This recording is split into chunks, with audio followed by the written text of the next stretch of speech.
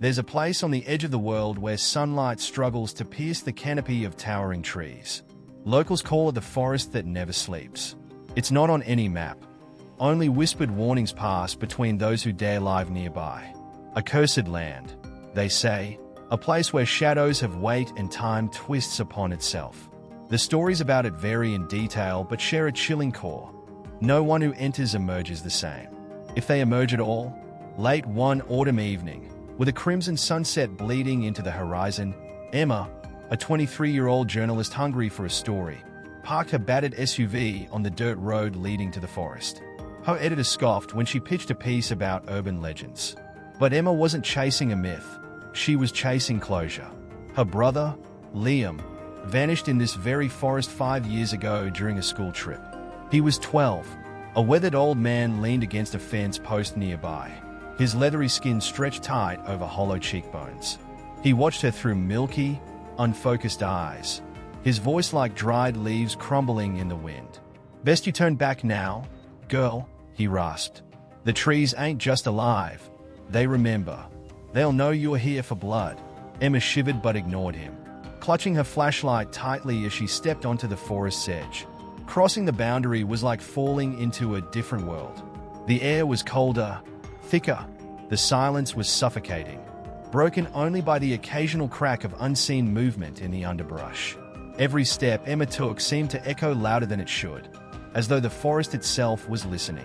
The trees weren't normal. Their bark oozed a dark sap, sticky and metallic smelling. Some trunks were grotesquely twisted, forming shapes that looked disturbingly like faces caught mid-scream. Emma swore she saw one blink, but when she shone her flashlight, there was nothing but bark. She pressed forward, her breath shallow. The ground beneath her boots felt less like soil and more like something organic, soft, pulsing faintly. The first sign of the forest's sentience came as whispers, faint at first, like a breeze through leaves. But these whispers formed words. "Emma! Emma!" Her heart leaped into her throat. She spun around, shining her flashlight wildly, but saw nothing. The whispers grew louder, overlapping, dozens of voices calling her name in a dreadful harmony. One voice stood out, a child's voice. "Liam," she whispered, tears prickling her eyes. She broke into a run, deeper into the forest, ignoring every rational instinct. The flashlight flickered. When it steadied, the beam illuminated a torn piece of fabric snagged on a thorny branch, a scrap of the shirt Liam wore the day he vanished. The forest seemed to tighten around her, the trees closing ranks. The whispers became screams, unintelligible, maddening. Emma tripped and fell onto something soft. Not dirt, flesh. She gagged as the ground beneath her shifted, heaving as though taking a breath. Her hands came away slick with red blood. The forest floor bled. Panic set in as the ground beneath her trembled, and she realized the earth wasn't alive, it was dying. A low growl rumbled behind her, guttural and wet. Turning slowly, Emma's flashlight landed on a hulking figure emerging from the shadows. It was vaguely human but stretched, grotesquely elongated, with limbs that bent in unnatural directions. Its face was featureless save for a jagged slit that opened into a gaping, black maw. It didn't walk, it crawled, its fingers dragging through the bleeding soil, leaving trenches behind. "Emma!" The thing rasped, its voice a distorted echo of her brother's. "You shouldn't have come." Emma's scream tore through the silence, but the forest swallowed the sound like a predator devouring prey. The grotesque creature paused, its jagged mouth twitching as if trying to form a smile. Its body convulsed, jerking in sharp, unnatural movements, and a sickly squelch filled the air as it began to drag itself closer. "Don't you recognize me, Emma?" the creature croaked, the voice a distorted mimicry of her brother's. The words shattered her composure, leaving her frozen in place, her flashlight trembling in her hand. This wasn't Liam. It couldn't be. "Liam's dead," she shouted, her voice breaking. "You're not him." The creature stopped abruptly, tilting its malformed head to one side. The movement was sharp and sudden, like a puppet yanked by its strings. "Dead?" it echoed, the word lingering in the air. Then it laughed, a deep, guttural sound that made Emma's skin crawl. "No, Emma." It hissed. He's alive, but he belongs to the forest now. Just like you will. The ground beneath her trembled again, the pulsing sensation intensifying. Emma tried to push herself to her feet, but the earth beneath her seemed to grip her boots, sucking her downward. She yanked her foot free with a gasp, the blooded soil clinging to her like tar. The creature lunged, its elongated limbs stretching unnaturally fast. Emma dove to the side, barely dodging its grasp. Her flashlight flew from her hand, spinning wildly before landing in the muck. In the dim, erratic beam, she saw the forest change. The trees twisted, their branches snapping and curling into claw-like shapes. Faces emerged from the bark, hundreds of them. Some were distorted and grotesque, while others bore hauntingly familiar features. One of them was her mother. "Help us, Emma," the tree face whispered, its hollow eyes locked on hers. "No," Emma whimpered, backing away. "This isn't real. This isn't real." But it was. The whispers returned, louder now, almost deafening. They overlapped in a cacophony of voices pleading, screaming, laughing. Emma clamped her hands over her ears, but it did nothing to block out the sound. "Run," the mother tree screamed, her bark skin cracking as her mouth twisted into a gaping void. Emma bolted, leaving her flashlight behind. She stumbled through the pulsating terrain, the sticky, blooded soil clinging to her with every step. Behind her, the creature howled, its voice splitting into multiple overlapping tones of childlike sobs mixed with guttural growls. Branches clawed at her arms and face as she ran, leaving thin trails of blood. The forest seemed alive, its canopy shifting to block out any trace of moonlight. Darkness pressed in around her, suffocating and endless. Then she saw it, a faint glow ahead, flickering like candlelight. She sprinted toward it, her chest burning with every breath. The glow emanated from a clearing where a massive tree stood, its trunk impossibly wide. The bark shimmered with a sickly green light, and its roots writhed like snakes. Beneath the tree lay a pit, and from that pit came a sound, a low, rhythmic beating. A heartbeat. Emma approached cautiously, her pulse hammering in her ears. As she neared the edge of the pit, the beating grew louder, reverberating through her entire body. Peering into the darkness below, she saw it, a massive, fleshy heart, half buried in the soil. Veins and arteries snaked out from it, twisting into the roots of the tree. The whispers returned, clearer now, as if emanating from the heart itself. "Join us, Emma. Feed the forest. Bring it back to life." "No," she screamed, stepping back. But her foot slipped, and she tumbled to the ground. From the shadows, the creature emerged, its grotesque body illuminated by the tree's eerie glow. It stood taller now, its limbs cracking and elongating further. Its featureless face shifted, the jagged slit of its mouth widening. "This is where it ends," it rasped. "The forest must feed." As the creature advanced, Emma's gaze fell on something buried in the dirt near the edge of the pit, a small, rusted object. Her heart lurched as she recognized it. Liam's compass, the one he always carried. Grasping it, she felt a surge of determination.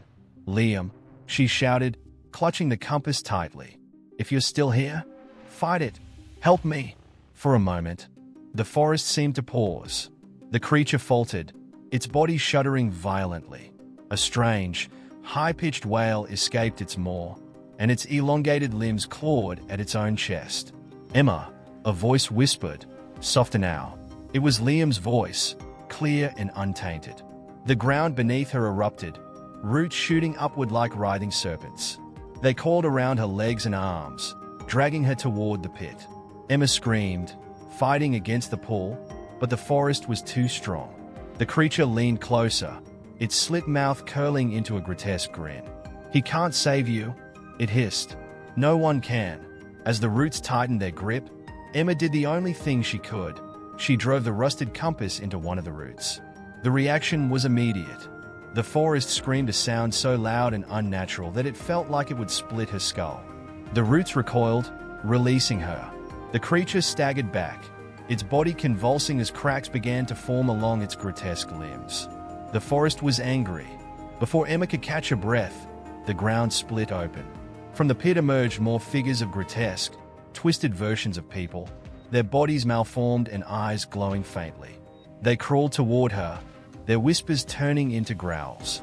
The heart in the pit began to beat faster, its glow intensifying. The forest wasn't just alive, it was waking up. Emma knew she had little time, but the whispers in her mind didn't stop, growing more desperate. Destroy it, her mother's voice pleaded. End it before it takes you, too. Clutching the compass, Emma made her choice. She had to end this nightmare. Emma didn't have a plan, only instinct and a primal will to survive. The heart pulsed louder, the beating rhythm shaking the ground beneath her. The malformed figures clawed their way closer, their whispers twisting into guttural snarls. Her mind raced. The compass. It had affected the roots. Maybe, just maybe, it could hurt the heart. She stumbled to her feet, the compass clenched in a trembling hand. The creature, the twisted mockery of a brother, lunged at her, its grotesque limbs cracking and stretching as it moved. Emma ducked, rolling beneath its swiping arm, and bolted for the edge of the pit. The heart loomed below, its veins throbbing with a sickly glow. The closer she got, the heavier the air became, as if the forest itself was pressing down on her.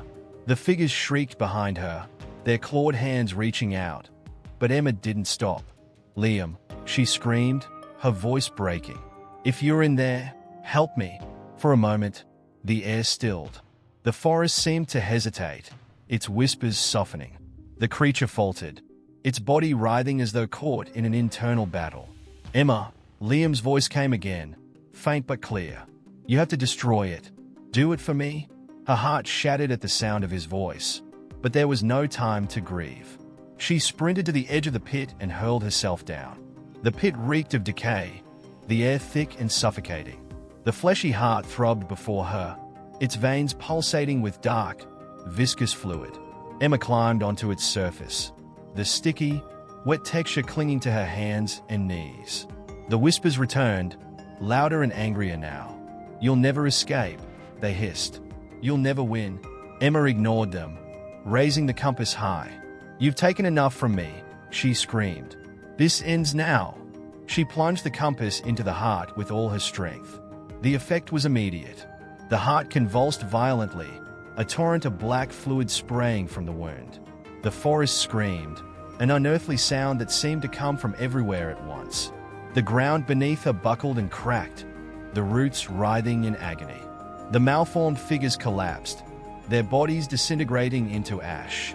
The creature shrieked, its elongated limbs spasming as cracks spread across its form. No, it howled, its voice warping between a monstrous roar and Liam's desperate cry. You don't understand. You're killing him too. Emma hesitated, her hands trembling. Was it true? Would destroying the heart kill Liam? Emma, Liam's voice came again, soft and full of sorrow. It's okay. Let me go. Tears streamed down her face as she gripped the compass tighter. I'm sorry, she whispered. I love you. With one final thrust, she drove the compass deep into the heart. The forest erupted into chaos. The heart exploded, sending shockwaves through the pit. Emma was thrown backward, landing hard on the blood-soaked ground. The trees above twisted and writhed, their grotesque faces contorting in silent screams. The creature, the mockery of Liam, collapsed, its body crumbling into dust. The whispers faded, replaced by a deafening silence. The forest began to die. Emma crawled to the edge of the pit, pulling herself out with what little strength she had left. The once pulsing ground was still, the air heavy with the stench of decay. The faces on the trees were gone, their bark cracking and falling away like old skin. For the first time, the forest was silent. Emma staggered back toward the dirt road, her legs barely holding her up. The canopy above had thinned, letting the moonlight filter through.